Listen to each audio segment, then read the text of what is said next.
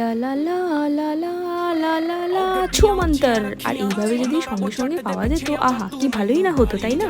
রান্না করার চাপ থাকতো না, সবকিছু কেটে এভাবে রাখতাম, আর ছুমন্তর বলতেই খাবার মুখের সামনে এভাবে হাজির। কি ভালোই হতো, তাই না? মাঝে মাঝে মনে হয় ডোরেমনের যদি গ্যাজেট গুলো থাকতো না, এই গরমের মধ্যে রান্না করতে হতো না। বিকালবেলা এত খিদে পাচ্ছিল, ভাবলাম যে একটু ম্যাগি বানাই। তাই বাবাকে জিজ্ঞাসা করলাম যে খাবে কি, বলে কি না না আমি এখন একটু চা বিস্কুট খাবো। মাকে জিজ্ঞাসা করলাম, বলে কি দিদি আমাকে একটুখানি ম্যাগি ঠেকি আমার অত ভালো লাগে না। তারপরে আমি সবকিছু সুন্দর করে কাটাকুটি করে রেডি করছি, তখন বলে কি বাবা এত সুন্দর করে বানাবি, তাহলে আমাদের জন্য একটু বানাও। নাও বোঝো কাণ্ড, আমি যেটুকু যেটুকু কেটেছিলাম আবার কাটতে বসলাম। ম্যাগি তো তোমরা করতে সবাই পারো, তাও আমি স্ক্রিনে কিন্তু মেনশন করে দিয়েছি আমি কিভাবে কি করলাম। এই কাজটা হচ্ছে সব থেকে বেশি কষ্টকর, এই যে সবজিগুলোর সাথে ম্যাগিগুলোকে মিশানো। সে তুমি চাউমিন বলো আর ফ্রাইড রাইস বলে, এতে এত ডান্ডা আমার ব্যথা হয়ে যায় না, ভালো লাগে না। এদিকে হাতও ব্যথা হচ্ছে, ফ্যানও চালাতে পারছি না, ঘামও টপ টপ করে পড়ছে। উফ বাবা, তো খাবার পেলা আমি খাই, তোমরা সাবস্ক্রাইব করো। Okay bye.